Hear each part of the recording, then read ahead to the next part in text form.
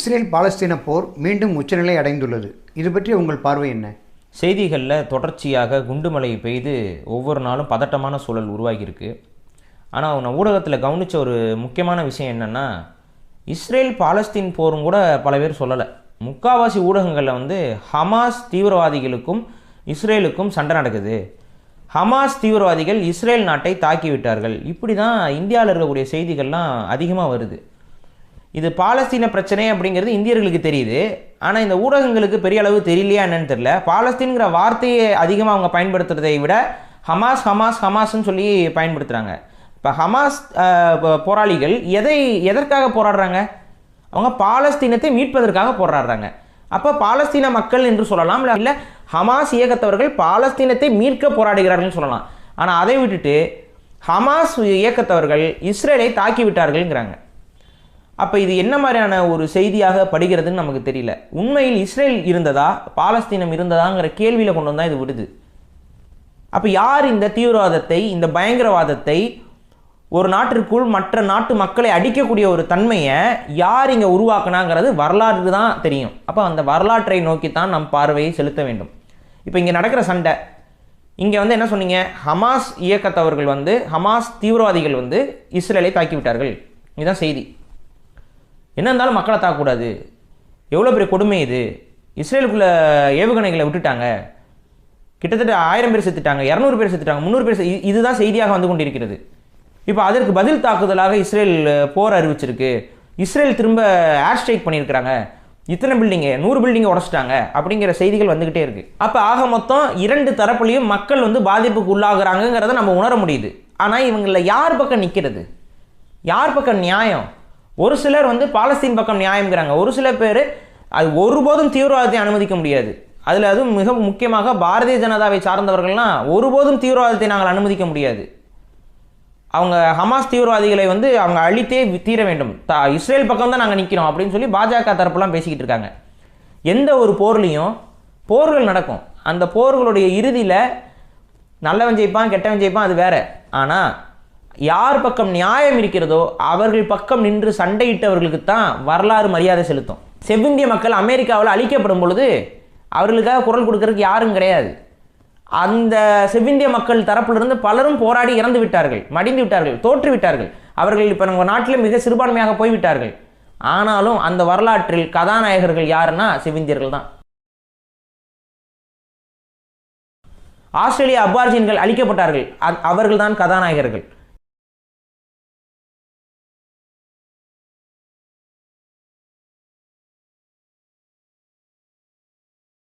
ஏன்னா கதாநாயகன் என்பவன் ஜெயிக்கிறான் தோக்குறாங்கிறது முக்கியம் கிடையாது, யார் உண்மைக்காக யார் பக்கம் நியாயம் இருக்குங்கிறது தான் முக்கியம். அப்போ 2 தரப்பில் யார் பக்கம் நியாயம் இருக்கிறதோ அவர்கள் பக்கம் நாம் நிற்க வேண்டும். அப்போ இந்த நியாயம் யார் பக்கம் இருக்குங்கிறத அறியணும்னா இந்த இஸ்ரேல் பாலஸ்தீன வரலாற்றை நாம் முதலில் அறிய வேண்டும். 2000 ஆண்டு கால வரலாறு என்று சொல்லப்படக்கூடிய அந்த வரலாற்றுடைய உண்மைத்தன்மை என்னன்னு பார்த்தீங்கன்னா ஒரு புத்தகத்தோடு முடிகிறது. இஸ்ரேலியர்களோட, அதாவது யூதர்களுடைய புனித புத்தகத்தில் என்ன சொல்லப்பட்டிருக்கிறதோ அதுதான் அவர்களுடைய வரலாறாக அவர்கள் கருதுகிறார்கள். அந்த வரலாற்றில் என்ன சொல்லப்படுகிறது என்றால், இறைவன் எங்களுக்கு அருளிய ப்ராமிஸ்டு லேண்ட், எங்களுக்கு கொடுக்கப்பட்ட சொர்க்க பூமி இஸ்ரேல் என்று அவர்கள் சொல்கிறார்கள். அப்போ இறைவன் கொடுக்கிறார், எங்கேருந்து நீங்கள் அது வரைக்கும் எங்கே இருந்தீங்க? அதுக்கு உங்ககிட்ட இறைவன் கொடுக்குறாரு, அது வரைக்கும் நீங்கள் எங்கே இருந்தீங்க? நாங்கள் எகிப்தில் அடிமைகளாக இருந்தோம். எகிப்தில் நாங்கள் அடிமையாக இருக்கும் பொழுது அங்கே மோசஸ் என்று ஒருவர் வருகிறார். அவர்கள் எங்கள் நிலத்தில் பிறந்த ஒரு நபர், அரச குடும்பத்தில் வளர்கிறார். அதற்கப்புறம் அவர் தான் அங்கே பெரிய பிரச்சனைகள் வருது. அங்கே இருக்கக்கூடிய ராம்சஸ் என்ற அரசனுக்கும் மோசஸுக்கும் பிரச்சனை வருது. மோசஸ் கடவுளுடைய தூதராக ராம்சஸுக்கு எதிராக நிற்கிறார். உங்களுக்கே தெரியும், அந்த பிளேக் வந்தது, லொட்டுலோஸ்க்கு எகிப்திய மக்கள் சஃபர் ஆனது, இது எல்லாம் தெரியும். அதற்கப்புறம் மோசஸ் அங்கே இருக்கக்கூடிய யூதர்களை மீட்டு வருகிறார். அந்த மீட்டு இப்படி வரும்போது அந்த கடல் 2ஆக பொளந்து, நல்லா கேளுங்க, இதெல்லாம் அந்த புத்தகத்தில் இருக்குது, நம்ம சொல்லலை, அந்த புத்தகத்தில் இருக்குது. கடல் இப்படி 2ஆக அப்படி பொளந்து அது மோசஸுக்கு வழி விட்டது. அவன் உடனே மோசஸ் நடந்தே போயிட்டார், கப்பல் கட்டிலாம் போல அவர் நடந்து போயிட்டார். அப்படியே நடந்து எல்லா மக்களும் போனோன்னு அதுக்கப்புறம் கடல் திரும்ப நார்மலைஸ் ஆயிடுச்சு. அப்போ அப்படி வந்த உடனே இந்த புனித பூமி வராங்க. அதுலேயும் செனாய் மலை பகுதியில் இருக்கக்கூடிய இந்த பகுதி அங்கே வராங்க. வந்தோடனே அவங்களால குடியமர முடியல. கிட்டத்தட்ட 40 ஆண்டு காலம் நாடோடி வாழ்க்கையை வாழ்கிறாங்க. ஏன்னா அங்கே இருக்கவன் எப்படி அனுமதிப்பான்? கடவுள் எங்களுக்கு இந்த லேண்டை கொடுத்துட்டாரு அப்படின்னு சொன்னால் அனுமதிப்பானா? இப்போ நான் யார் நீ உன் கடவுள் சொன்னால் எதோ சொன்னால் இங்கே வந்துட்டு இருக்க, இது பாலஸ்தீன பகுதியா, போய் அந்த பக்கம் அப்படின்னு சொல்லியிருப்பாங்க. அப்படியே கெஞ்சி கூத்தாடி அப்படியே சுற்றி 40 வருஷம். அந்த 40 வருஷங்கிறது வரலாற்றில் இவர்கள் நாடோடிகளாக அலைந்தார்கள் வருகிறது. ஆனால் வரலாற்று ஆய்வாளர்கள் என்ன சொல்கிறாங்கன்னா, தொடர் போர்கள், தொடர் பிரச்சாரங்கள், கொஞ்சம் கொஞ்சமாக அந்த அரசர்களோடையெல்லாம் பேசி கலந்து பேசி சில சதிகள் செய்து அந்த நிலம் என்பது பறிக்கப்பட்டதுங்கிறது தான் பாலஸ்தீன மக்களுடைய கருத்து. ஆனால் இவங்க என்ன சொல்கிறாங்க, ப்ராமிஸ்ல 40 வருஷம் கழிச்சு பாலைவனத்துலேருந்து கடவுள் காட்டிட்டாரு. இப்போ ஒரு கேள்வியை பாருங்கள், மோசஸ்க்கு லேண்டை காட்டிட்டார் கடவுள். இப்போ மோசஸ் அந்த லேண்டுக்கு கூட்டிகிட்டு போயிடலாம்ல. ஆனால் அவங்களோட புனித புத்தகத்தில் என்ன சொல்லப்பட்டிருக்குன்னா, அந்த 40 ஆண்டு காலம் வந்து கடவுள் காட்டலையாம், பாலைவனத்துக்கு வந்துடுறாங்க. மோசஸ் மீது மக்களுக்கே அவநம்பிக்கை வந்துடும். இவன் என்ன லேண்டு காட்டுவாரா காட்ட மாட்டாரா, புனித பூமி இருக்குன்னு சொல்லி கூட்டிகிட்டு வந்தார். ஆனால் நமக்கு அது கிடைக்கலையேன்னு கஷ்டப்பட்டு நான் சுற்றி பாலைவனமாக இருக்கே அப்படின்னு. அப்புறம் கடைசியில் அந்த லேண்டு கிடச்சிருச்சான். அப்புறம் அது வரைக்கும் மோசஸ் மேலே அதில் தான் சொல்லுவாங்க, மோசஸ் மலையில் போயிட்டு இருக்கும்போது கீழே மக்கள் வந்து வேற ஒரு பசுமாட்டை வழிபட ஆரம்பிச்சிட்டாங்க, பசுமாட்டு உருவத்தை வழிபட ஆரம்பிச்சிட்டாங்கலாம் ஒரு கதைகள் இருக்கும். அப்போ இதுதான் அந்த வரலாறு. இதெல்லாம் முழுக்க இந்த புத்தகத்தில் இருக்கக்கூடிய புராண கதை. இது புராண கதை. இது எப்படி புராண கதை? இது நடக்கிறக்கூடிய கதையாக இருந்துச்சுன்னா கடல் இப்போ எல்லாம் போகிறவங்க வரவங்களுக்குலாம் வழி விட்டுட்டு இருக்கணும். மனுஷன் கப்பல் கண்டுபிடிச்சிருக்க மாட்டான். நான் இலங்கைக்கு போயிட்டு வரேன் அப்படின்னா போனோடனே கடல் அப்படி ஓப்பன் பண்ணிடும், நம்ம இலங்கைக்கு போயிட்டு வரலாம், நடக்க வரலாம். சில கதைகள் ஒரே மாதிரி இருக்கா? ஹனுமார் தாண்டின கதைகள், இவர் மோசஸ் போன கதைகள், இதெல்லாம் உங்களுக்கு அதே போல் வந்து பரசுராமன் வந்து கேரளத்தை அடைந்த கதைகள், இந்த கதையெல்லாம் கிட்டத்தட்ட ஒரே மாதிரி தான் இருக்கும். ஏன்னா ஒரே புத்தி, ஆதிக்க புத்தி எழுதிய கதைகள் இதெல்லாம். வரலாற்றில் இவர்கள் எகிப்திலிருந்து வெளியே வருகிறார்கள். எகிப்தும் இவங்களோட மண்ணான்னு கேட்டிங்கன்னா அதுவும் இல்லை. எகிப்து வரலாற்றை எடுத்து பார்த்தா யூதர்கள் வெளியிலேருந்து உள்ளே வந்திருக்கிறாங்க. அப்போ இவங்க என்ன சமூகம்னு பார்த்தீங்கன்னா, இவங்க ஒரு வியாபார சமூகம். யூதர்களுடைய தொழில் என்பது பெரும்பான்மையாக வணிகம் சார்ந்தே இருக்கும். அப்போ வியாபார சமூகம் உலகம் முழுக்க வியாபாரம் செய்து கொண்டிருக்கிறது. இப்போ இந்தியாவிலே நீங்கள் எடுத்துக்கிட்டிங்கன்னா உலகம் முழுக்க இந்தியா முழுக்க வியாபாரம் செய்யக்கூடிய சமூகங்கள் இருக்குது. அவங்கெல்லாம் வந்து பார்த்தீங்கன்னா வெவ்வேறு இடங்களில் வெவ்வேறு ஊரில் வந்து செட்டில் ஆகிருப்பாங்க. அவங்க சொந்த ஊர் எங்கேயாவது பூர்வீகம் எங்கேயாவது சொல்லுவாங்க. அங்கே போய் விசாரிச்சு பார்த்தீங்கன்னா அங்கேயும் அவங்க செட்டில் தான் ஆயிருப்பாங்க. அப்போ இப்படி நகர்ந்து கொண்டே இருப்பார்கள், வியாபாரம் செய்து கொண்டே.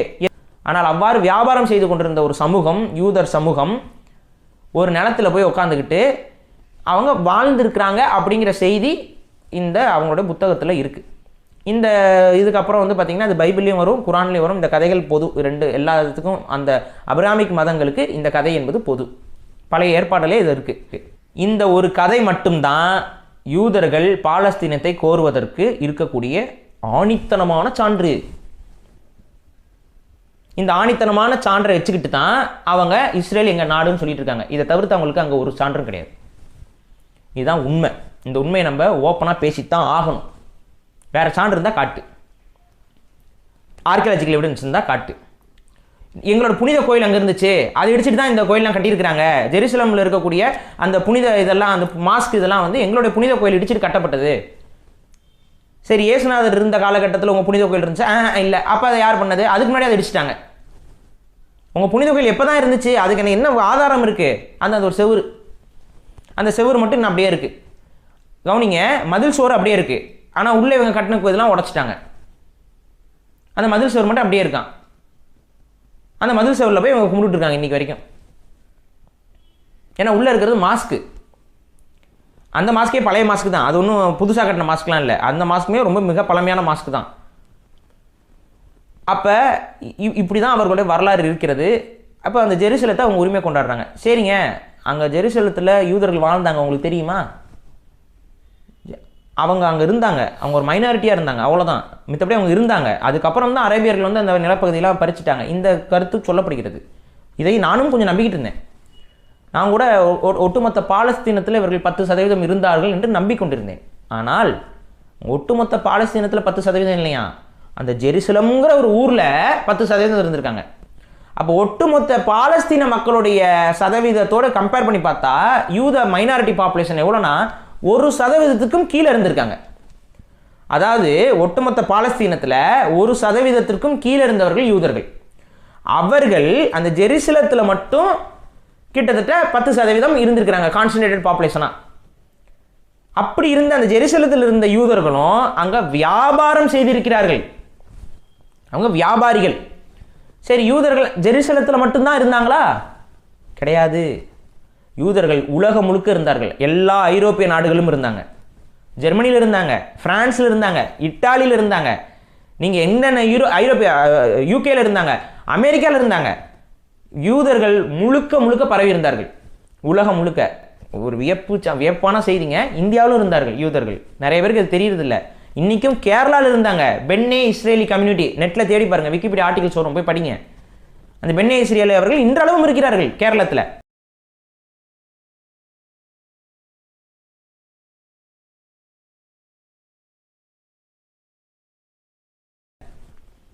சிட்பவன் பிராமணர்கள் என்று சொல்லக்கூடியவர்கள் இந்த யூதர்களுடைய டிசெண்டன்ஸ் தான். யூதர்களாக வந்து அவர்கள் ஹிந்துவிசத்தை ஏற்றுக்கொண்டு சிட்பவன் பிராமின்ஸாக மாறிவிட்டார்கள்.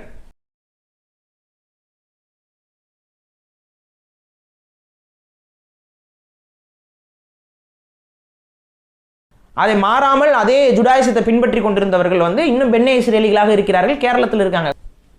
அப்போ உலகம் முழுக்க யூதர்கள் இருக்கிறார்கள், ஆப்பிரிக்காவில் இருக்காங்க. இப்படி இருக்க யூதர்களில் தியோடர் எட்சல் என்ற ஒரு நபர் வருகிறார். அவர் யோசிக்கிறார், யூதர்களுக்கு எதிராக பிரச்சாரங்கள், வெறுப்பு பிரச்சாரங்கள், அது செமிட்டிக் ஆன்டி செமிட்டிக் என்று சொல்லக்கூடிய யூத இனத்திற்கு எதிரான பேச்சுகள் வந்து உலகம் முழுக்க இருக்கிறது அவருக்கு தெரியுது. அது ஏன் வருது அப்படின்னா, எங்கே யூதர்கள் இருந்தாலும் அவர்கள் வியாபாரத்தில் மிக வேகமாக சில தந்திரங்கள் மூலமாக பெரும் செல்வந்தர்களாக மாறிவிடுவார்கள். அந்த பிஸ்னஸ் டாக்டிக்ஸ் அவர்களுக்கு தெரியும், எப்படி பிழைக்கணும்னு தெரியும், எப்படி அணுகணும்னு தெரியும். அவர்கள் ஒரு ஆளுமை சொண்ட சமூகமாக சுலபமாக மாறிவிடுவார்கள். கையில் பணம் இருக்கனால அவங்க அரசியலில் எல்லாத்துலேயும் அவங்க இன்வால்வ் ஆகிறாங்க. அப்படி இன்வால்வ் ஆகிறவங்க அந்த மக்களுக்கு நல்லது செய்து எல்லா மக்களும் விரும்பும் விதமாக நடந்து கொள்வார்களான்னு பார்த்தா கிடையாது. சுயநலத்தோடு பல இடங்களில் அவர்கள் சில வேலைகளை செய்வார்கள். அது அந்தந்த மண்ணின் மைந்தர்களுக்கு எதிராக போய் நிற்கும். அதனால ஐரோப்பாவில் யூதர்களை எதிர்ப்பதற்கென்றே அந்தந்த தேசிய இனங்களும் எதிர்த்து கொண்டு தான் இருந்தாங்க. ஆனால் அரசாங்கத்தை கட்டுப்பாட்டுக்குள்ள வச்சுருப்பாங்க அவங்க. அதில் ஒரு படி மேலே போய் ஹிட்லர் வந்து பெரிய அளவுக்கு எதிர்த்தார். அதனால தான் இன்றைக்கி அவர் பெரிய வில்லன், உலகத்திலே பெரும் வில்லன் யாருன்னா ஹிட்லர். ஏன் அப்படின்னா யூதர்களை எதிர்த்தார், அவ்வளோதான். அவர் என்ன பண்ணார், அவர் எப்படி ஒட்டுமொத்த ஜெர்மானிய மக்களும் அவர் தலைவராக ஏற்றுக்கிட்டாங்க, அதெல்லாம் அங்கே வரலாறுல பேசப்படாது. அவர் பெரிய கெட்டவருங்க, அவர் ரொம்ப மோசமானவருங்க. ஏங்க அவர் யூதர்களை எதிர்த்தாருங்க, யூதர்கள் இனப்படுகொலை பண்ணிட்டாருங்க. அதனால ஒரு பெரிய ரொம்ப கெட்டவருங்க. அவர் எப்படிங்க இனப்படுகொலை பண்ணார்? 60 லட்சம் யூதர்கள் இனப்படுகொலை பண்ணிட்டாருங்க. அப்படிங்களா? ஜெர்மனியில் மொத்தம் எத்தனை லட்சம் யூதர்கள் இருந்தாங்க? அதெல்லாம் பேசக்கூடாதுங்க. நீங்கள் ஜெர்மனியோட பாப்புலேஷன் இப்போ என்னங்க, அதெல்லாம் நீங்கள் பேசக்கூடாதுங்க. அப்படி தான் இப்போ இருக்குது வரலாறு. பொத்தாமதுவாக 60 லட்சம். எந்த ஊரில் இருந்து, எங்கே இருந்து, எப்படி அங்கே இனப்படுகொலை நடந்தது, அதை பற்றிலாம் பேசுறதில்ல. யூதர்களால் நடத்தப்பட்ட போர்கள் எத்தனை? சரி, 1ஆம் உலகப் போர், 2ஆம் உலகப் போர், 2 தரப்புலையும் ஃபினான்ஸ் பண்ணது யார்? ராக்கஃபெல்லருங்க. ராட்செல்டு யார்? யூதருங்க. இஸ்ரேலுக்கு ஃபண்டிங் பண்ணவர் யார்? இஸ்ரேல் உருவாக்கத்துக்கு முதல்ல பணத்தை போட்டவர் யார்? அவரும் ராட்செல்டு தாங்க. இதுதான் யூதர்களோட அரசியல். போரில் 2 பக்கமும் நிற்பாங்க, அவர்களுக்கு தேவையான லாபியை முன் நகர்த்தி கொண்டு போவாங்க. அப்போ அந்த தியோடர் எட்சல்ங்கிறவர் ஒரு புத்தகம் எழுதுறாரு. அதுதான் முதல் புத்தகம். அந்த புத்தகத்தில் என்ன சொல்கிறாருன்னு பார்த்தீங்கன்னா, யூதர்களுக்கு என்று ஒரு நாடு வேண்டும் அப்படிங்கிற ஒரு கோரிக்கையை முதல்ல யூத சமூகத்தில் உருவாக்குறாருங்க. அதுக்கு முன்னாடி வரைக்கும் இந்த பேச்சே இல்லை அவங்களுக்குள்ள, நமக்குன்னு ஒரு நாடு வேணும்னு. இதை யார் தெரியுமா எதிர்த்தா? யூதர்கள் தான் எதிர்த்தாங்க ஆரம்பத்தில். தியோடர் எட்சலை எதிர்த்தவர்கள் யூதர்கள் தான். ஏன் என்ன சொல்லி எதிர்த்தாங்கன்னா, நம்ம தான் நல்லா இருக்கமே, எல்லா நாட்டிலையும் நம்ம தான் தலைவர்களாக இருக்கிறோம், முக்கிய மந்திரிகளாக இருக்கிறோம், நம்ம தான் இப்போ பொருளாதாரத்தை கையில் வச்சுருக்கிறோம், எதுக்குடா நீ தேவையில்லாமல் வம்பு வளர்க்குற, நம்மளை விரட்டி விட்டுருவாங்கடா, ஆல்ரெடி நம்ம மேலே கடுப்பில் இருக்காங்க, எல்லா ஐரோப்பிய நாடுகளையும் நம்ம மேலே வெறுப்பில் இருக்காங்க, நீ வாட்டு இந்த மாதிரி வந்து நமக்குன்னு ஒரு தனி நாடு வேணும்னு எங்கே போய் கேட்ப? எந்த நாட்டில் கேட்ப? ஐரோப்பியர்கள்லாம் நம்ம மேலே கொலவெறியில் இருப்பாங்க, அவங்க நாட்டில் எப்படி கேட்க முடியும்? அப்போ அவங்க யோசிக்கணும், அப்போ ஐரோப்பிய நாடுகளில் கேட்க முடியாது. ஏன்னா ஐரோப்பிய நாடுகளில் கேட்டோம்னா நிச்சயம் எல்லா ஐரோப்பிய நாடுகளும் ஒன்று சேர்ந்துக்கிட்டு, ஏன்னா அவங்க தனி கவர்னன்ஸ் இருக்குது, அப்போ ஒரு அடிமை நாட்டில் தான் அதை நம்ம உருவாக்க முடியும். அப்போ அடிமை நாடுகளில் யூதர்கள் வாழ்ந்ததற்கு அதே சமயத்தில் நம்ம கேட்குறது கொஞ்ச நாச்சும் ஒரு தொடர்பு இருக்கணும்ல. சம்மந்தமே இல்லாத ஒரு நாட்டில் போய் சீனாவில் போயிட்டு யூதர்கள் அப்படி நாடு கேட்க முடியாதுல்ல. அப்போ நமக்கு கொஞ்சம் தொடர்பு, நம்ம பழக்கத்தில் இருக்க நாடுகள் என்னென்னு பார்த்து அதிலிருந்து நம்ம எடுத்துக்கணும். இல்லை வியப்பான செய்திகள் என்னென்னா, அவங்க இந்தியாவெலாம் கணக்கில் வச்சுருந்தாங்க. அது நம்ம பாஜக ஆதரவாளர்கள் பல பேருக்கு தெரியல. இந்தியாவில் இருக்க கேரளா இருக்குல்ல, அதெல்லாம் அவங்க கணக்கில் இருந்துச்சு, அங்கே ஒரு நாடு கேட்கலாமான்னு. அந்த புக்கை போய் படிங்க, எங்கெங்கே யூதர்கள் இருக்காங்க, எங்கெங்கெல்லாம் யூதர்கள் ஆளுமையோடு இருக்காங்க, கணிசமான அளவில் எங்கெங்கே வாழ்கிறாங்கன்னா ஆய்வு பண்ணுறாங்க. அதில் அவங்க ஆய்வு பண்ணதில் உலக அரசியலில் நம்ம இந்த பாலஸ்தீனத்தில் நம்ம ஒரு நாட்டை உருவாக்கணும் அப்படின்னா நம்மளால் ஒரு பெரிய லாபி பண்ண முடியும். ஏன்னா அங்கே எல்லாமே பாலைவனம் பகுதி, சுற்றி பாலைவன பகுதி, வளர்ச்சிக்கு வாய்ப்பே இல்லை. இந்த இஸ்ரேல் பகுதிகள் மட்டும்தான் கொஞ்சம் விவசாய பகுதிகளாக இருக்குது. அந்த இடத்த நம்ம கையகப்படுத்தி நம்ம ஒரு நாட்டை உருவாக்கிட்டோம் அப்படின்னா மற்ற நாடுகளில் நமக்கு கீழே இருந்தால் இருக்க முடியும். அப்போ நம்ம ஒரு வல்லரசாகவும் மாறிடலாம் சீக்கிரம். அப்போ அந்த பகுதியை நம்ம கேட்போம்னு அவர் யோசித்து முடிவெடுக்கிறார். ஒரு தனி மனிதன் யோசித்து முடிவெடுக்கிறாரு. இது உரிமை குரல். யூதர்கள் ஒடுக்கப்பட்டார்கள், ஆகவே அவர்கள் தனிநாடு கேட்டு போராடினார்கள்லாம் கிடையாது. அவர் யோசிக்கிறாரு எந்த இடத்துல நாடு வாங்கலான்னு. எப்படி நீங்கள் ஒரு ஃப்ளாட் வாங்குறதுக்கு யோசிப்பீங்களோ, எப்படி ஒரு அப்பார்ட்மெண்ட் வாங்குறதுக்கு இப்போ போய் பார்ப்பீங்களோ, இந்த அப்பார்ட்மெண்ட்டில் காத்தடிக்குதா, நல்லா சன் வெளிச்சம் இருக்கா, ஓகே எவ்வளோ பட்ஜெட்டு, இந்த இடத்துல போய் நம்ம ஒரு அப்பார்ட்மெண்ட் வாங்குறோம், நீங்கள் எப்படி யோசிக்கிறீங்களோ அதே மாதிரி தியோடர் ஹெர்ட்ஸல் யோசிக்கிறார். யோசித்து ஒரு ப்ரப்போசல் வைக்கிறாரு தனது மக்கள் மத்தியில். யூதர்களுக்கான நாடு வேணும் அப்படின்னு சொல்லி. த ஜூயிஷ் ஸ்டேட் அப்படிங்கிறது அந்த புத்தகத்துடைய பெயர். இந்த புத்தகம் அடுத்த 51வது ஆண்டில் இஸ்ரேல் என்ற நாடு பிறந்தது. அந்த பிளான் சக்சீட் ஆகும் பொழுது அவர் இறந்துட்டார். ஆனால் அவர் தான் அந்த ஜியோனிசம் கோட்பாடுடைய ஃபவுண்டர். ஜியோனிசம் அப்படிங்கன்னா யூதர்களுக்கான ஒரு நாட்டை உருவாக்குதல்ங்கிறது தான் ஜியோனிச கோட்பாடு. அந்த புத்தகத்தை படிச்சிங்கன்னாவே உங்களுக்கு பல விஷயங்கள் புரிஞ்சு போயிடும். அது ஒரு நியாயமான கோரிக்கையாகவே அந்த புத்தகத்தை படித்தாவே உங்களுக்கு தெரிஞ்சிடும். அது இதனால் அது இப்படி அல்ப பயல்களாக இருக்கீங்கன்னு உங்களுக்கு தெரியும். அந்த அளவுக்கு அந்த புத்தகம் எந்த இடத்துல இருந்தால் எப்படி நமக்கு சாத்தியப்படுத்தலாம், அப்போ இந்த இடம் தான் நமக்கு சரியான இடம், நம்ம உலக அரசியலில் எப்படி காய் நகர்த்தலாம்னு அத்தனை விஷயத்தையும் அவர் அந்த புத்தகத்தில் பிச்சு வச்சுருப்பார். அது அப்படியே நடந்துக்கிட்டு இருக்கு இன்றைக்கி. ஒரு 51 வருஷத்தில் சாத்தியப்பட்டது. 1948 இஸ்ரேல் என்ற ஒரு நாடு பிறந்து விட்டது. அப்போ எப்படிங்க சாத்தியப்படுத்தினாங்கன்னா வேறு ஒன்றும் இல்லை. அங்கே போய் பார்க்குறாங்க, ஜெருசலத்தில் எத்தனை யூதர்கள் இருக்காங்கன்னு பார்க்குறாங்க. அங்கே இருக்கக்கூடிய யூதர்கள் சிறு சிறு வியாபாரிகளாக இருக்கிறார்கள், பெரிய அளவு டாமினண்ட்டாக இல்லை. ஜெருசலத்தில் மட்டும் ஒரு 10% பேர் இருக்கிறாங்க. அப்புறம் பாலஸ்தீனம் முழுக்க போய் பார்க்குறாங்க, அங்கெல்லாம் பெரிய அளவுக்கு யூதர்கள் யாரும் இல்லை. பெரும்பான்மையான மக்கள், அதாவது 98% பேர் இஸ்லாமியர்களாக இருக்கிறார்கள். அதில் பாலஸ்தீனர்கள் பெரும்பான்மை, அதில் இன்னும் சில சிறிய இஸ்லாமிய பிரிவுகள் இருக்குது. அவன் பார்த்துட்டு இது எப்படி இங்கே போய் எப்படி சாத்தியம், இவருக்கு சப்போர்ட் பண்ணி ஃபண்ட் பண்ணணும்னு நினைக்கக்கூடிய யூதர்களும் கூட என்னையா எல்லாம் முஸ்லீமாக இருக்கிற இடத்துல நம்ம என்னையா பண்ண முடியும் அப்படின்னா, பண்ணலாம், ஒன்றும் பிரச்சனை இல்லை. ஃபஸ்ட்டு நம்ம போய் ஒரு கிளப்பு திறப்போம். ஒரு கிளப்பு யூதர்களுக்கு அங்கே உட்காந்து டிஸ்கஸ் பண்ணுறது. எந்த இடத்துல லேண்டு விற்பனைக்கு வருது, அங்கே ஒரு 5 ஏக்கர் விற்பனைக்கு வருது, வாங்கு. இங்கே ஒரு 10 ஏக்கர் விற்பனைக்கு வருது, வாங்கு. இப்போ நடுவில் ஒருத்தர் இருக்கான், அவங்ககிட்ட கொஞ்சம் நெருக்கடியை கொடு, விற்பனை, ஓகே. இதெல்லாம் எப்படி இவங்க சாத்தியப்படுத்துனாங்கன்னா, பிரிட்டிஷ் அரசாங்கம் பாலஸ்தீனத்தை ஆண்டுகிட்டு இருக்கு. பிரிட்டிஷ் அரசாங்கத்துக்கும் ராட்சைல்டுக்கும் ரொம்ப நெருக்கம் அதிகம். ராட்சைல்டு ஒரு யூதர். அந்த ராட்சைல்டு மூலமாக பிரிட்டிஷ் அரசாங்கத்தோடைய அனுதாபத்தை பெற்று இவர்கள் கொஞ்சம் கொஞ்சமாக லேண்டு வாங்கிட்டே இருக்காங்க. இப்படி இருக்கும் பொழுது இந்த உலகப்போர் வருகிறது. உலகப்போரில் பிரிட்டன் தான் ஜெயிக்கணும் அப்படிங்கிறதுக்காக அவர்களுக்கு தேவைப்பட்ட நாடுகள் எல்லாத்துக்கிட்டையும் சில ப்ராமிசஸை கொடுத்தாங்க. இந்தியாவுக்கும் கூட ப்ராமிஸ் கொடுத்தாங்க. நாங்கள் இந்தியாவில் இருக்கக்கூடிய இராணுவ வீரர்கள் வரணும், போருக்கு வரணும், உலகப்போரில் கலந்துக்கணும் அப்படின்னா, ஏன் கலந்துக்கணும் அப்படின்னு இங்கெல்லாம் பிரச்சனை பண்ண ஆரம்பிக்கிறாங்க. நாங்கள் நீ போய் சண்டை போடுறதுக்கு நாங்கள் ஏன்டா சாகணும், எங்களுக்கு இதுக்கு சம்மந்தம் இல்லைன்னா ஒதுங்க பார்க்குறாங்க. இல்லை எல்லோரும் வாங்க. ஏன் அப்படின்னா, ஏன்னா நாங்கள் அதை ஜெயிச்சிட்டோம்னா உங்களை நாங்கள் விடுதலை கொடுத்துட்றோம், எங்கள் தரப்பில் வெற்றி அடைஞ்சிட்டோம்னா உங்களுக்கு நாங்கள் விடுதலை கொடுத்துட்றோம். அதனால தான் இந்திய இராணுவ வீரர்கள்லாம் கொண்டு போய் உலக அளவில் சண்டை போட்டாங்க. அப்போ அவங்க ப்ராமிஸ் பண்ணிட்டு இருந்தாங்க எல்லாருக்குமே, அவங்களுக்கு அடிமையாக இருந்த நாடுகளுக்குலாம் நாங்கள் இது கொடுக்குறோம் அது கொடுக்குறோம். அதே போல் இந்த யூதர் இந்த கூட்டத்துக்கு இந்த மாதிரி லேண்டு வாங்கி போட்டிருக்காங்களே, அவங்களுக்கு உங்களுக்கு இஸ்ரேல் நாங்கள் உருவாக்கி கொடுக்குறோம், நீங்கள் கேட்குற அந்த நாட்டை நாங்கள் அங்கீகரிக்கிறோம் அப்படிங்கிறாங்க. அதே போல் போரில் ஜெயிக்கிறாங்க, பிரிட்டிஷ் தரப்பு போரில் ஜெயிக்குது. உடனே ஒப்பந்தத்தை போட்டு இன்னிலேருந்து இதெல்லாம் இஸ்ரேலுக்கு சொந்தம். அப்படி அவங்க இஸ்ரேலுக்கு சொந்தம்னு சொல்லும் பொழுதும் கூட பாலஸ்தீனர்கள் கிட்டத்தட்ட 70% பேர் அங்கே இவங்க இஸ்ரேல் என்று சொல்லப்படக்கூடிய பகுதிக்குள்ளே வாழ்ந்துகிட்டு இருக்காங்க. சில நாடுகள் கேட்டாங்க, என்னங்க இது இஸ்ரேலுக்கு யூதர்களுக்குன்னு ஒரு ஜூயிஷ் ஸ்டேட்டுன்னு சொல்கிறீங்க, அங்கே பெரும்பான்மை மக்கள் முஸ்லீம்ஸு, அது எப்படி ஜூயிஷ் ஸ்டேட்டுன்னு சொல்ல முடியும்? ஆமாம் இல்லை, எப்படி சொல்ல முடியும்? அப்போ அவங்க உள்ளே இருந்தால் சொல்ல முடியாதுல்ல, வெளியில் போங்க. அங்கே இருக்க பாலஸ்தீன், நாங்கள் ஏன் வெளியில் போனது, எங்கள் ஊர், வெளியில் போ. நாங்கள் ஏன் போனோம், வெளியில் போடா, போலினா கொன்றுவேன் போ அப்படிங்கிறான். போக முடியாதுங்கிறான், சாவுங்கிறான். கொலை பண்ணாங்க, அங்கே இருக்கக்கூடிய பாலஸ்தீனர்களை கொலை பண்ணாங்க, குழந்தைகளை கொண்டாங்க, பெண்களை கொண்டாங்க. பெண்கள் உங்களுக்கு தெரியும், இஸ்லாமிய பெண்கள் உடம்பை காட்டக்கூடாது, முழுமையாக மூடி இருக்கணுங்கிற கோட்பாட்டில் அவங்க ரொம்ப ஸ்ட்ராங்காக இருக்கக்கூடியவர்கள் உங்களுக்கு நன்றாகவே தெரியும். அவர்களை வேண்டுமென்றே கொண்டு ரோட்டில் நிப்பாட்டி நிர்வாணமாக்கி சர்ச் பண்ணாங்க, தேடுதல், குண்டு வச்சுருக்கீங்களா, இது வச்சுருக்கீங்களான்னு வேணும்னே ஹியூமிலியேட் பண்ணுங்கிற நோக்கத்திற்காகவே குழந்தைகளை கொண்டாங்க, பெண்களை கொண்டாங்க, எல்லாம் சகட்டு மெனிக்க கொலை. பார்த்தோன்னே பயத்தில் ஓட ஆரம்பித்தாங்க. அப்படியே ஓடுறாங்க பயத்தில். குண்டு தாக்குதல், உயிர் உடைமையெல்லாம் விட்டுட்டு அப்படி போகிறாங்க. போகிற வரையும் சாகுறான், எல்லாம் சாகுறான். அப்புறம் தப்பிச்சு எல்லையை தாண்டி ஓடிட்டா போதும் அப்படின்னு சொல்லி ஓடுறாங்க. ஓடி எங்கே போகிறாங்க திசை தெரியல. பக்கத்தில் அந்த நீங்கள் சொல்லக்கூடிய இந்த காசான்ற பகுதிகள், அந்த பகுதிகளில் ஓடினவங்க ஒரு சில பேர், லெபனான் பக்கத்து நாடு, அங்கே லெபனானில் ஓடினவங்க ஒரு சில பேர், டர்க்கி இந்த பக்கம் ஓடினவங்க ஒரு சில பேர், அப்படியே மாறி மாறி மாறி ஓடுறாங்க உயிரை இதை பிடிச்சிக்கிட்டு. அப்படியே ஓடி போகிறாங்க. கொஞ்சம் கொஞ்சமாக அவங்கள கொன்று மிரட்டி இன்றைக்கி வரைக்கும் நடக்குதுங்க.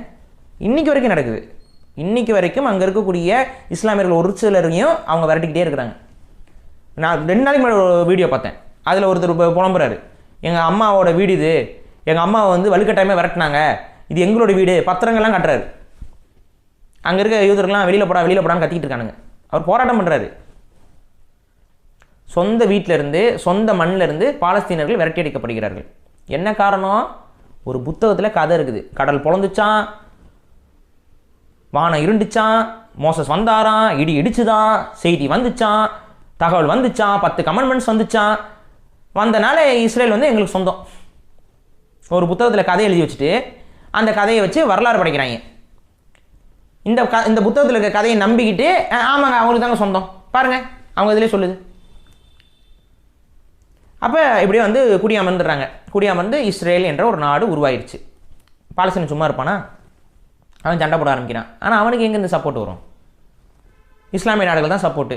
உடனே பக்கத்தில் இருக்கக்கூடிய இஸ்லாமிய நாடுகள்லாம் எப்படா நீ வந்து யூதர்கள் நாடை உருவாக்குவ இஸ்லாமிய மண்ணுக்குள்ளேன்னு சொல்லிட்டு சண்டை போட்டாங்க. ஆனால் பின்னாடி பெரிய அண்ணன் அமெரிக்கா இருக்கார் இஸ்ரேலுக்கு பின்னாடி. அவர் வராரு. அவர் வந்து சகட்டு மணிக்கு சண்டை போடுறாரு. நியாயம் அநியாயம்லாம் பார்க்கல அவர். ஏன்னா அவர் ஏன் அப்படி சண்டை போடுறாரு? ஏன்னா அவருக்கு பின்னாடி இருக்கிறது யூதர்கள் தான். அவர் பின்னாடி இருந்து அந்த இராணுவத்தை தள்ளுறதும் யூதர்கள் தான். உலகம் முழுக்க எங்கெங்கெல்லாம் யூதர்கள் அதிகாரத்தில் இருந்தாங்களோ அந்த அதிகாரங்களை பயன்படுத்தி அவர்கள் வந்து இஸ்ரேலுக்கு சப்போர்ட்டாக மாறுறாங்க. அப்போ அங்கே இருக்க யூதர்கள்லாம் யாருங்கன்னா வேறு ஒன்றும் இல்லை, இப்படி நாடு உருவாக வாங்க இங்கே வாங்க, உங்களுக்கு நாங்கள் லேண்டு தரோம். இல்லைங்க நாங்கள் ஆல்ரெடி ஐரோப்பில் வந்து பெரிய சொத்தெல்லாம் இருக்குது. ஒன்றும் இல்லை, உங்கள் சொத்து எல்லாத்தையும் தங்கமாக மாற்றுங்க, விற்று தங்கமாக மாற்றுங்க. அந்த தங்கத்தை அப்படியே கொண்டு வந்து இங்கே கொடுங்க. தங்கத்தை கொடுத்துட்டு எவ்வளோ சொத்து வச்சுருக்கீங்களோ அந்த அளவுக்கு நாங்கள் லேண்ட்ஸ் தரோம்.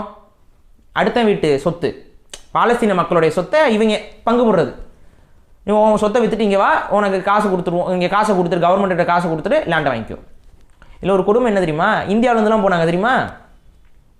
இந்தியாவில் சொல்கிறோம்ல பென்னே இஸ்ரேலிஸ், அவங்களாம் போய் கிளம்பி போனாங்க. அங்கே போனோடனே நீ என்ன கொஞ்சம் கருப்பாக இருக்க, நீ யூதனே இல்லைன்னு சொல்லி அங்கே பிரச்சனை ஆகுது. அவங்களுக்கு போராட்டம் பண்ணுறாங்க, நாங்களும் யூதர்கள் அப்படின்னு.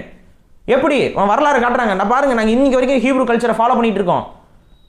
எப்படி நீங்கள் வந்து என்ன வந்து இல்லைன்னு சொல்லலாம்? பாருங்கள், ஹீப்ரு மொழியில் நாங்கள் இன்னும் பேர் வச்சுருக்கோம் பாருங்கள். இல்லையப்பா நீ ஏதோ மலையாளத்தில் பேர் வச்சுருக்க, அது எங்களுக்கு வெளியில் இருக்க பேர், வெளியில் எங்களுக்கு யாரும் தெரியக்கூடாதுன்னு இருக்கா மலையாளத்தில் பேர் வச்சுருக்கோம். மற்றபடி பாருங்கள் வீட்டில் நாங்கள் பாருங்கள் ஹீப்ரு பேர் தான் வச்சுருக்கோம். வீட்டில் பாருங்கள் என்ன சாமியை கும்பிட்றோம் பாருங்கள், நாங்கள் என்ன வழிபாடு செய்கிறோம் பாருங்கள். இதெல்லாம் காலங்காலமாக இருக்குது. ஃபோட்டோஸ்லாம் கொண்டு போய் காட்டுறாங்க.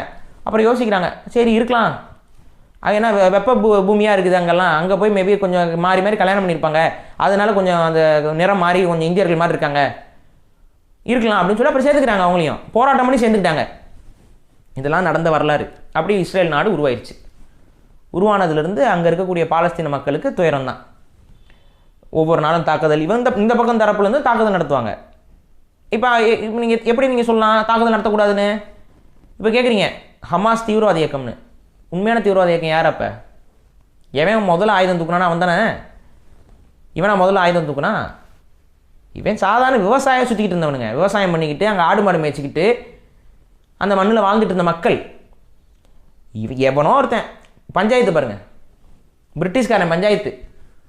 இவன் பிரிட்டிஷ்காரன் எங்கெங்கெல்லாம் கால் வச்சானோ அங்கெங்கெல்லாம் அவன் நாசமாக்கிட்டு தான் போயிருக்கான். அவன் யாருங்க ஒரு நாட்டை இன்னொருத்தனுக்கு எழுதி கொடுக்க? பிரிட்டிஷ்காரன் யார் ஒரு நாட்டை இன்னொருத்தனுக்கு எழுதி கொடுக்க? அவன் எழுதி கொடுத்தா அது செல்லுமா? சொத்துக்கு உரிமையானவன் தானே அதை எழுதி கொடுக்கணும். அவன் எழுதி கொடுத்துட்டானா? அப்போ இங்கே தான் வலியை உணரணும். முதல்ல நீங்கள் பாலஸ்தீன மக்களோட வலி உணரணும். அந்த வலியை உணராமல் உட்காந்து யோசிச்சுட்டு இருந்தீங்கன்னா எதுவுமே புரியாது. ஒரு சின்ன அந்த வலியை உணரணுங்கிறதுக்காக, நீங்கள் அந்த வலி என்னங்கிறது உணரணுங்கிறதுக்காக சில எடுத்துக்காட்டுகளோட சொல்கிறேன். இப்போ இந்தியா இருக்குது. இந்தியா வந்து இப்போ நம்மளாம் நல்லா வல்லரசு ஆகுது, எல்லாம் நல்ல பெரிய அளவில் பிஸ்னஸ் பண்ணி நம்ம அப்படியே வளர்ந்து போய்கிட்டு இருக்கோம். இப்போ வெளிநாடுகளில் இந்த கச்சா எண்ணெய் இதெல்லாம் வந்து அரபு நாடுகளில் நல்ல ஃபேமஸாக இருக்குது. அவங்க நல்லா அதில் வியாபாரம் பண்ணி அதன் மூலிமா பெரிய செல்வந்தர்களாக இப்போ துபாய் இந்த மாதிரிலாம் முஸ்லீம்ஸ் நல்லா செல்வந்தர்களாக மாறிடுறாங்க. இப்போ அவங்கெல்லாம் யோசிக்கிறாங்க, இது வெப்ப பூமியாக இருக்குது, தண்ணி பிரச்சனையாக இருக்குது, பாலைவன பூமியாக இருக்குது, காற்றடிக்கிறது இங்கே ஒரு மாதிரி இருக்குது, இருக்க முடியல, நம்ம வேறு ஏதாவது நல்ல நாடாக பார்க்கலாம்னு தேடுறாங்க. இந்தியா பார்க்குறாங்க, கொஞ்சம் நல்லா இருக்குது, ஓகே எல்லாமே இருக்குப்பா, விவசாயம்லாம் நல்லா இருக்குப்பா, சூப்பராக இருக்குப்பா, சரி நம்ம என்ன பண்ணலாம், ஒன்றும் இல்லைண்ணே, நம்ம அரசர்கள்லாம் அங்கே ஆட்சி பண்ணியிருக்காங்க. அப்படியா? ஆமாங்க, முகலாய பேரரசுலாம் இருந்திருக்குங்க. அப்படியா? சரி ஓகே, அதுக்கு என்னென்ன ஆதாரம் பாருங்கள், நம்ம தாஜ்மஹால் இருக்குது, குதுப்மினார் இருக்குது, இன்னும் எத்தனையோ சின்னங்கள்லாம் முஸ்லீம் சின்னங்கள்லாம் இருக்குங்க.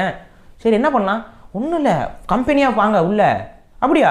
ஒரு கார் கம்பெனி வருது, ஒரு பைக் கம்பெனி வருது, அவங்க பிஸ்னஸ் பண்ணுறாங்க, அதுக்கு ஒரு லேண்ட் வாங்குறாங்க, அதே மாதிரி அங்கே ஒரு ஸ்கூல் கட்டுறாங்க, ஒரு காலேஜ் கட்டுறாங்க, இன்னும் கொஞ்சம் பேர் குடியாக வராங்க, அப்படியே ஒரு இதாகிறாங்க. ஆகிட்டு உலக நாடுகள்லாம் சேர்ந்து முடிவு எடுக்கிறாங்க. அங்கே முஸ்லீம்ஸ் நிறைய பேர் இருக்காங்க, அந்த டெல்லி இந்த பகுதியிலலாம் முஸ்லீம்ஸ் இப்போ நிறைய பேர் இருக்காங்க. அதனால் என்ன பண்ணுவோம், அதை ஒரு நாடாக அறிவிச்சிருவோம்.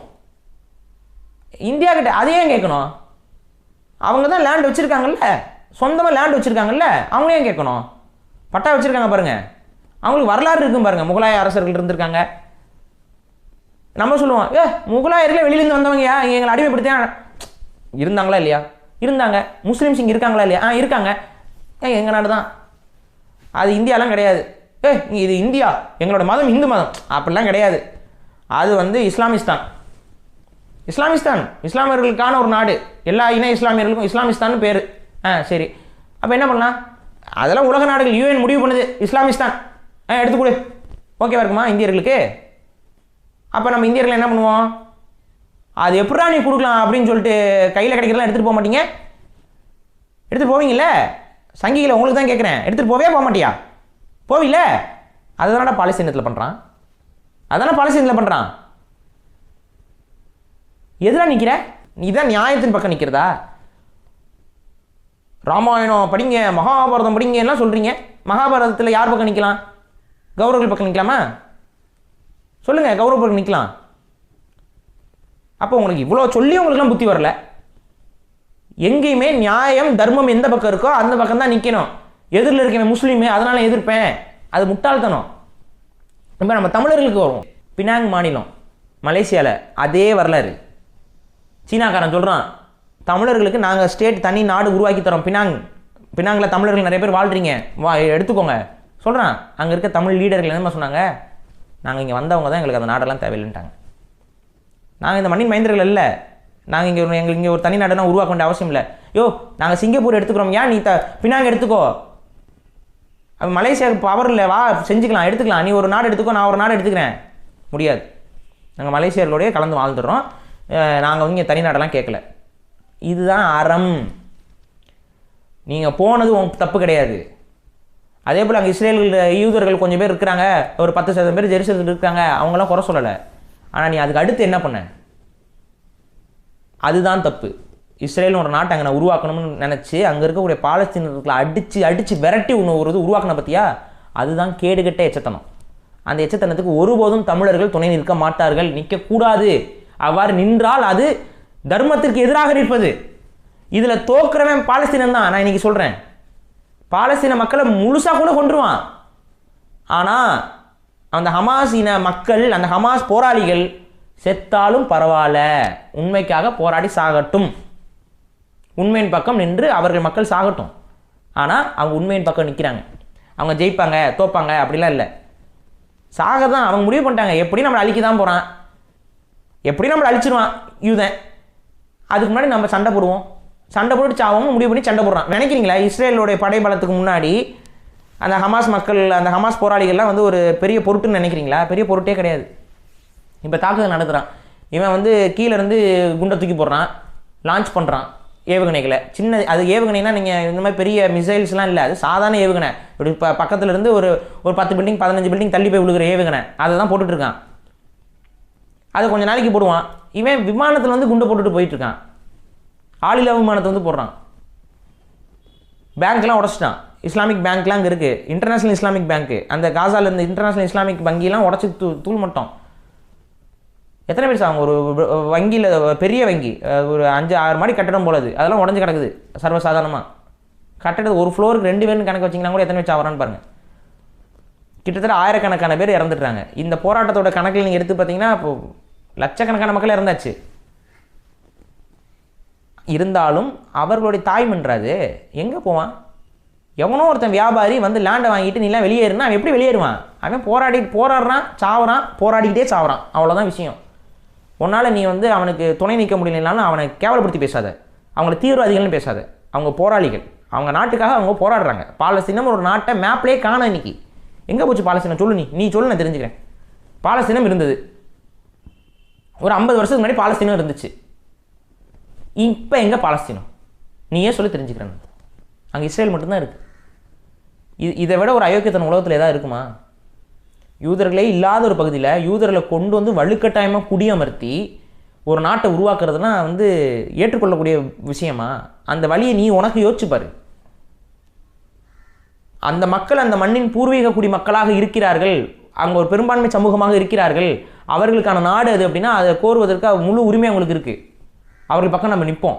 ஆனால் அது அவர்கள் அங்கே வாழலை. அவங்களோட புராணமே தெளிவாக சொல்கிறது அவர்கள் வந்தவர்கள் என்று. அவங்க வந்தாங்க, அதுக்கு நீ 1000 காரணம் சொல்லு. கடவுள் கொண்டு வந்தாரு, இது பண்ணாரு அப்படின்னு. அப்படின்னா கடவுளோட சண்டை போடுறா, கடவுளோட சண்டை போடு. ஏவுகணை வானத்துக்கு அடுப்பு. உன் கடவுள் வந்து திரும்ப வந்து ப்ராமிஸ் பண்ணி லேண்டை கொடுக்கட்டும். எரிச்சல் வருதா இல்லையா? கேட்டால் பைபிள்லேயும் இருக்குங்க அந்த கதை, அதனால் நாங்கள் அவனை சப்போர்ட் பண்ணுறோம்னு ஒரு சில கிறிஸ்தவர்கள். அப்படியா? இயேசு கிறிஸ்து சாவுக்கு காரணம் யார் சொல்லு, நீ நான் தெரிஞ்சுக்கிறேன். இயேசு கிறிஸ்துவோடைய சாவுக்கு காரணம் யாரு? ரோம அரசர்கள்ட்ட போய் போட்டு கொடுத்தது யாரு? ஏன் அவ்வளோ கெட்டவரா இயேசுநாதரு? இயேசுநாதரே யூதர் தான் தெரியுமா? அது எப்படி யூதர் இயேசுநாதர்? இப்போ கடவுளே யூதர். அப்போ கடவுளின் பிள்ளை, பிதாசுதன் பரிசுத்த ஆவி எல்லாம் ஒன்று எல்லாம் சொல்கிறாங்க. அவர் கடவுளின் பிள்ளை தான், கன்னிக்கு பிறக்கக்கூடிய பிள்ளையாக தான் சொல்லப்படுகிறது. அவர் எப்படி யூதரானார்? அதே எனக்கு தெரியல. ஏன்னா யூதர் சொல்லுவாங்க அவ்வாறு. ஏன்னா யூதர்கள் பெரும்பான்மை மதமாக இருக்கக்கூடிய கிறிஸ்டியானிட்டியை பகச்சிக்கக்கூடாது, ஐரோப்பிய நாடுகளை பகச்சிக்கக்கூடாது. அப்போ கிறிஸ்டியானிட்டியை பெருசாக அதை பற்றியே பேசாமல் இயேசுவே எங்கால தான் தெரியுமா அப்படின்ட்டு போயிடுறது. இப்போ இதுதான் இங்கே கேள்வி. இது ஒரு மதத்தின் பேரால் யூதர்கள் செய்யக்கூடிய ஒரு பெரும் பயங்கரவாதம், யூதர்கள் தரப்பில் ஒரு பெரும் பயங்கரவாதம். இதை நம்ம ஒருபோதும் ஆதரிக்க முடியாது. இயேசுடைய தாய்மொழி அரமாயிக் என்ற ஒரு மொழி தான். அந்த அரமாயி மொழியில் தான் அவர் தாய்மொழியாக இருந்தது. அவர் எப்படி வந்து யூதராக இருக்க முடியும்? எலாய் லாமா சாபத்தானின்னு சொல்லி அவர் அரமாயிக் லாங்குவேஜில் தான் பேசியிருக்காரு. அப்போ இது முழுக்க யூதர்களுடைய நயவஞ்சக அரசியல். அவர் ஒரு மதத்தின் பேரால் நடத்தப்படக்கூடிய நயவஞ்சக அரசியல். அதுக்கு கிறிஸ்துவர்களோ யாருமே துணை நிற்கக்கூடாது. மிக குறிப்பாக இந்தியர்கள், மிக குறிப்பாக இந்தியர்கள். பிரிட்டிஷ் அரசாங்கம் நம்மளை எவ்வளோ கொடுமைப்படுத்துச்சு. அந்த பிரிட்டிஷ் அரசாங்கம் உருவாக்கி விட்ட ஒரு பகுதி தான் இஸ்ரேல். எப்படி நீங்கள் ஆதரவாக நிற்க முடியும்? இப்போ ஒரு எடுத்துக்காட்டுக்கு நான் சொல்கிறேன். இப்போ தமிழர்கள் வந்து இந்து சமவெளி, அந்த சிந்து சமவெளி எழுதலாம் எடுத்து பார்த்தீங்கன்னா தமிழ் கல்வெட்டுகள் தான் கிடைக்கிது. வரலாற்று ரீதியாக பஞ்சாப், இந்த பாகிஸ்தான் பகுதிகள்லாம் யார் வாழ்ந்துருக்காங்கன்னா வரலாறே சொல்கிறது அது திராவிட மக்கள் வாழ்ந்த பகுதின்னு சொல்லிவா சொல்கிறான். அவனே ஒத்துக்கிறான். சரி, எழுத்துலாம் யார் பேரில் இருக்குன்னு பார்த்தா அதெல்லாம் தமிழ் கல்வெட்டுகள். அப்போ தமிழர்களுடைய பகுதி அது. தமிழர்கள் அங்கே தான் வாழ்ந்துருக்காங்க தமிழர்கள். அதுக்கப்புறம் தொடர்ச்சியான அந்த மற்ற மைக்ரேஷன் அது இதுங்கிறதுல கொஞ்சம் கொஞ்சமாக அங்கே இருக்கக்கூடிய தமிழர்கள்லாம் விரட்டி அடிக்கப்பட்டிருக்கணும், இல்லை கொஞ்சம் கொஞ்சமாக கலந்து காணாமல் போயிருக்கணும். இதான் நடந்திருக்கு. இதுக்கு ஆதாரம் என்ன? கல்வெட்டு சான்றுகள் இருக்குது. அங்கே இருக்கக்கூடிய ஊர் பேர்களுடைய மூலம் தமிழில் இருக்குது. நாகரிகம் வந்து வீழ்ச்சி அடைஞ்சதுக்கப்புறம் இந்த மக்கள்லாம் எங்கே போனாங்க? அதிகமான ஆதாரங்கள் கிடைக்கிறது வந்து தெற்க நோக்கி வந்ததுக்கான ஆதாரங்கள் நமக்கு கிடைக்குது. அதனுடைய எழுத்துக்களை கண்டுபிடிக்கிறதுக்கு கூட பயனுள்ளதாக இருக்கக்கூடிய விஷயங்கள் வந்து மைக்ரேட்டரி ஸ்டடீஸும் இடப்பெயர் ஆய்வுகளும். இடப்பெயர் ஆய்வுகளில் வந்து ஆர் பாலகிருஷ்ணன் செய்யக்கூடிய இடப்பெயர் ஆய்வுகளில் வந்து ரொம்ப வலுவான சில விஷயங்களை சொல்கிறார். இப்போ அதில் உள்ள கம்பேரிசன் நீங்கள் பார்த்தீங்கன்னா, பாகிஸ்தானில் இருக்கக்கூடிய இடப்பெயர்கள், சங்க இலக்கியங்களில் இருக்கக்கூடிய இடப்பெயர்கள், தமிழ்நாட்டில் இன்றைக்கி இருக்கக்கூடிய இடப்பெயர்கள் எல்லாம் ஒன்றா இருக்குது. உதாரணத்துக்கு அவர் வந்து கொர்க்கை வஞ்சி தொண்டி, இங்கே இருக்கக்கூடிய கொர்க்கை வஞ்சி தொண்டியை பாகிஸ்தானில் கண்டுபிடிக்கிறார். தமிழ்னு ஒரு ஊர் கண்டுபிடிச்சிருக்கிறார். ஸோ இந்த மாதிரி இன்றைக்கும் நீங்கள் போய் கூகுளில் போய் தேடினா அந்த இடங்களுக்கு போய் நேராக போய் சேருது. அந்த இட பெயர்கள் எல்லாத்தையும் எடுத்து பார்க்கும்போது உங்களுக்கு நிறைய ஆதாரங்கள், அதாவது இந்த தெற்கு நோக்கி இந்த இடம்பெயர்கள்லாம் நகர்ந்துட்டு வருது. அதே பெயர்கள் திரும்ப ரிப்பீட் ஆகிட்டே வருது. ஃபைனலாக வந்து தமிழ்நாட்டில் வந்து உங்களுக்கு அந்த கிளஸ்டர் ஆஃப் நேம்ஸ் கிடைக்குது. தமிழ்நாட்டில் இருக்கக்கூடிய இடப்பெயர்களையும் பாகிஸ்தானில் இருக்கக்கூடிய இடப்பெயர்களையும் வச்சு கம்பேர் பண்ணி பார்க்கும்போது அதே பெயர்களாக இருக்குது.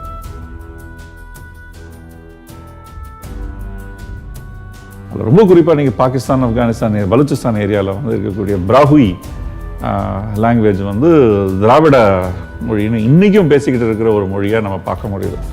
ஸோ அந்த இடத்துக்கும் இந்த இடத்துக்கும் 2500 கிலோமீட்டர் தூரம், ஆனால் மொழிகள் வந்து ஒரே மொழிகள் பேசிக்கிட்டு இருக்கிறாங்க. அந்த மாதிரி மொழிகள் இன்றைக்கும் இருக்குது அப்படிங்கிறது தான் பெரிய ஆதாரமாக இருக்குது. சீனாவில் பாண்டியன் என்ற பெயரில் ஊர் இருக்கிறது. அமெரிக்காவின் கலிபோர்னியா மாநிலத்தில் அம்மா என்ற பெயரில் ஊர் இருக்கிறது. துருக்கியில் அதியமான் என்ற பெயரில் ஒரு ஊர் இருக்கிறது. நார்வேயில் ஊரான் என்ற இடம் இருக்கிறது. இவையெல்லாம் தற்செயலோ அல்லது ஒலி ஒற்றுமையோ இல்லை. தமிழர்களின் கடல் வழி பயணங்களை அறிந்தால் தமிழ் மக்களுக்கும் இந்த இடங்களுக்கும் சம்பந்தம் இருப்பது புரியும் என்கிறார் கடல் ஆய்வாளரான ஒரிசா பாலு. அங்கே இருக்கக்கூடிய பழக்க வழக்கங்கள், அங்கே இருக்கக்கூடிய கால்நடைகள் எல்லாமே தமிழரோட கால்நடைகளோட அப்படியே ஒத்து போகுது, ஜெனட்டிக்கலாக ஒத்து போகுது. நம்ம ஊரில் இருக்கக்கூடிய காளமாடுகளும் அங்கே சிந்து சமவெளி பகுதியில் இருக்கக்கூடிய காளமாடுகளும் இனத்தால் ஒன்றுங்கிறது மிக தெளிவாக ஜெனட்டிக்கல் ரிசர்ச்சில் ப்ரூவ் ஆகுது. அப்போ இவர்கள் ஒரே நாகரிகத்தை கொண்ட மக்கள்னு ப்ரூவ் ஆகுது. அங்கே இருக்கக்கூடிய மொழி தமிழ் மொழி தான். அது பிக்டோகிராஃபிக் எழுத்து முறையில் இருந்தாலும் அதை படிப்பதற்கு தமிழ் மொழி தான் அதுக்கு வந்து படித்து காட்டுது. இதுதான் முதலாக நாம் எழுதப்பட்ட ஆ என்ற வடிவம். இந்த வடிவத்தை பனை ஓலைகளில் நாம் எழுத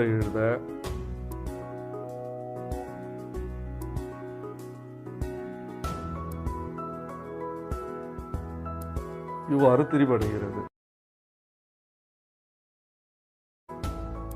இந்த திரிவு நாளுக்கு பின்னால் ஜியு போப், கால்டுவெல் போன்ற மேலை நாட்டு அறிஞர்கள் பனை ஓலையில் இருக்கக்கூடிய தமிழை காகிதங்களுக்கு அச்சுக்கருவி கொண்டு வரும்போது இதில் சில மாற்றத்தை ஏற்படுத்துகிறார்கள்.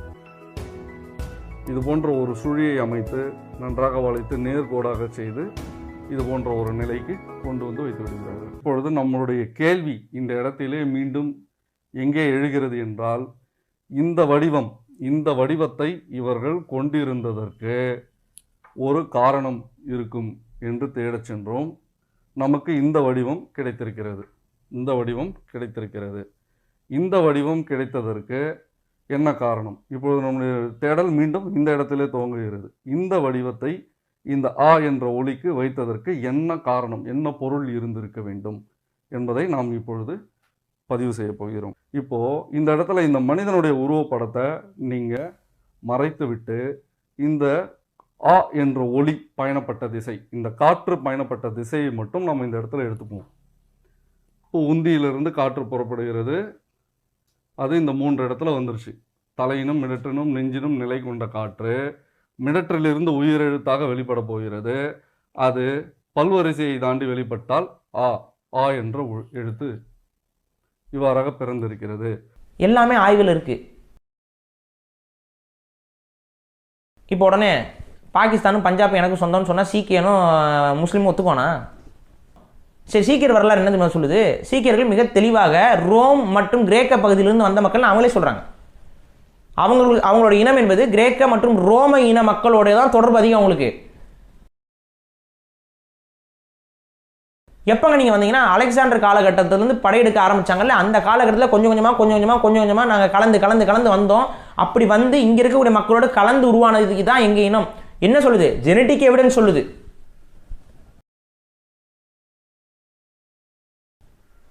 வந்தவங்க தான் சீக்கியர்கள் வந்தவங்க தான் சொல்லி இப்போ நாங்கள்லாம் லேண்ட் அங்கே வாங்கி போட்டு பஞ்சாபில் போயிட்டு பிரச்சனை பண்ணால் விடுவானா சீக்கியன் சும்மா? ஆதாரம் இருக்கா பாரியா, கல்வெட்டு பாரியா, தமிழ் கல்வெட்டியா? 3000 வருஷத்துக்கு முன்னாடி தமிழை வாழ்ந்துருக்காங்க இங்கே, ஒத்துக்குவானா? அப்புறம் இதுதான் இங்கே பிரச்சனை. இதுதான் அங்கே பண்ணிகிட்ருக்கீங்க பாலஸ்தீனத்தில். ஒரு புத்தகத்தில் இருக்குது, அது வெறும் புத்தகத்தில் இருக்குது. இங்கே நமக்கு மூலச்சான்றுகளே இருக்குது, ஆனாலும் கேட்க முடியாது. அந்த உலக முறையே முடிஞ்சு போச்சு. இன்றைக்கி யாரும் அப்படிலாம் போய் அபகரிச்சிருக்க முடியாது ஒரு நாட்டை, ஒரு 100 நாடு. அப்போ இந்த காலகட்டத்துக்கு தகுந்த மாதிரியான அரசியலில் இது ஒரு பெரும் துரோகம். எல்லாம் அந்த மக்களுக்கு பாலஸ்தீன மக்களுக்கு உலகமே இழைத்த ஒரு பெரும் துரோகம் அது. அதை உணர்ந்து அதை சரி செய்யணும். நம்ம நீங்கள் 1000 தான் இருக்கட்டுங்க, நீங்கள் எவ்வளோ தான் நியாயம், பாலஸ்தீனத்து பக்கத்தில் நியாயம்லாம் இருக்குது, அதெல்லாம் எங்களுக்கு தெரியுது. அப்படி இருந்தாலும் இஸ்ரேல்னு ஒரு நாடு உருவாயிருச்சு, அங்கே வந்து மக்கள் இருக்கிறாங்க, சில அப்பாவி மக்களும் இருக்கிறாங்க. ஒரு நாடு மக்கள் மத்தியில், மக்கள் வாழக்கூடிய பகுதிகளில் குண்டை தூக்கி போடுறது, இதெல்லாம் நம்ம எப்படி ஏற்றுக்க முடியும்? அப்போ நம்ம திரும்ப இஸ்ரேல் அடிக்கிறது சரிதானே, இஸ்ரேலுக்கு நம்ம துணை நின்று தான் ஆகணும் அப்படின்னு சொல்லி ஒரு சிலர் பேசிகிட்டு இருக்காங்க. நான் கேட்குற கேள்வி என்னென்னா, இப்போ ஒரு சின்ன பையன் விளாண்டுட்டு இருக்கான், அவன் வாட்டு விளாண்டுட்டு இருக்கான், நீங்கள் நடந்து போயிட்டுருக்கீங்க, போகும்போது அந்த சின்ன பையனை கூப்பிட்றீங்க, என்ன அப்படின்ட்டு வரான், ஓங்கி அரைகிறீங்க. அவன் ஏன் அடிக்கிறேன் அப்படின்னு சொல்லி அழுதுகிட்டே ஓடுறான். ஓடனே நீங்கள் படா அப்படின்னு சொல்லிட்டு போயிட்டுருக்கீங்க. திரும்ப அவன் என்ன பண்ணுறான், தூரத்துலேருந்து அவங்கள கல்லால் அடிக்கிறான். கல் வந்து உங்கள் மேலே பட்டுருச்சு. உடனே கல்லால் அடிச்சிட்டான்டா அந்த சின்ன பையன் அப்படின்னு சொல்லிட்டு ஒரு அருவாள் எடுத்துகிட்டு போய் அந்த பையனை வெட்டுறீங்க. இதில் நீங்கள் யார் பக்கம் நிற்பீங்க? கல்லால் அடிச்சிட்டான்ல, எப்படி அடிக்கலாம்? ஒரு பெரிய வளர்ந்த ஆம்பளவன், எவ்வளோ பெரிய ஆளவன், ஊரில் அவனுக்கு எவ்வளோ மரியாதை இருக்குது. அவனை போய் அவன் சின்ன பையன் பொடி பையன் கல்லால் அடிப்பான் அவன். அவர் வெட்டினது சரிதாங்க சொல்லுவியா நீ? அவன் சின்ன பையன்டா, சின்ன பையன். அவனை நீ அடித்த, அவன் வாட்டு விளாண்டுட்டு இருந்தான், அவன் உனக்கு ஏதாவது பிரச்சனை பண்ணானா? அவன் வாட்டு ரோட்டில் விளாண்டுட்டு இருந்தான், நீ வாட்டு போயிருக்கலாம்ல, நீ என்ன பண்ண? சும்மா இருந்தியா? அவன் விளாண்டுட்டு இருந்தான், அவனை போய் நீ அடிச்சனால கோபத்தில் போய் கல் எடுத்து அவன் மேலே அடிச்சிட்டான்டா. அவன் உனக்கு வலிக்குந்தான், கல்லால் அடிச்சது வலிக்குந்தான், நீ அவனை அடிச்சேடா, அவனுக்கு அது வலிச்சிருக்கும்ல, அவன் வலிச்சனால தானே கல்லால் அடித்தான். நீ எப்படி அந்த சின்ன பையன் கூட போய் பார்க்காம அவனை இப்படி அநியாயத்துக்கு கொண்டு குமிக்கிற? கேட்பியா? கேட்க மாட்டியா? கேட்பில்ல? அதுதான் அந்த சின்ன பையன்தான் பாலஸ்தீன மக்கள். அவங்க வாட்டு அவங்க நாட்டில் ஆடு மாடு மேய்ச்சிக்கிட்டு விவசாயம் பண்ணிக்கிட்டு நிம்மதியாக வாழ்ந்துட்டு இருந்தாங்க. நீ வாட்டு உலகம் முழுக்க ஆதிக்கம் பண்ணிகிட்டு இருந்த, ஆதிக்கம் மட்டும் போக வேண்டியதானே? நீ என்ன, உனக்கு என்ன நாடு இல்லாமல் ரொம்ப கஷ்டப்பட்டு இருந்தியா? நீ எல்லா நாட்டிலையும் பணக்காரனாக தானடா இருந்தீங்க. அந்த காலகட்டத்தில் யூதர்களுடைய நிலை என்ன, பொருளாதார நிலை ஆய்வே பண்ணலாமா?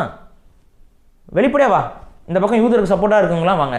அந்த காலகட்டத்தில் உலக நாடுகளில் எவ்வளோ யூத பணக்காரர்கள் இருந்தாங்க தெரியுமா? அரசியல்வாதிகள் இருந்தாங்க தெரியுமா? நீங்கள் சொல்கிறீங்க ராக்செல்டர், ராக்கஃபெல்லர், இவங்களாம் யார், எந்த இனத்தை சார்ந்தவங்க? அந்த அளவுக்கு அதிகாரம் படைத்தவர்கள்.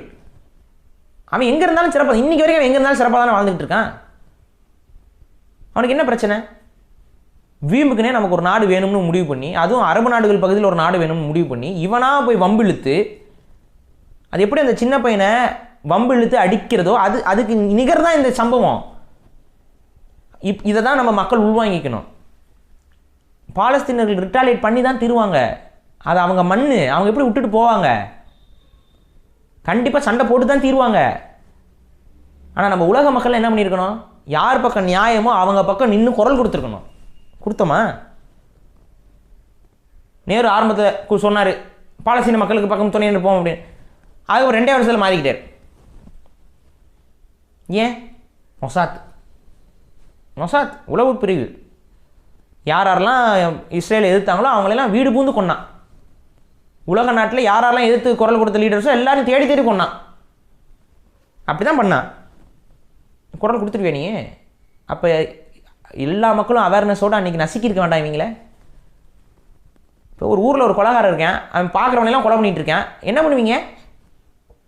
ஒதுங்கி ஓடுவீங்களா? எல்லோரும் சேர்ந்து அடிப்பீங்களா? எல்லோரும் சேர்ந்து அடிச்சிருக்கணும்.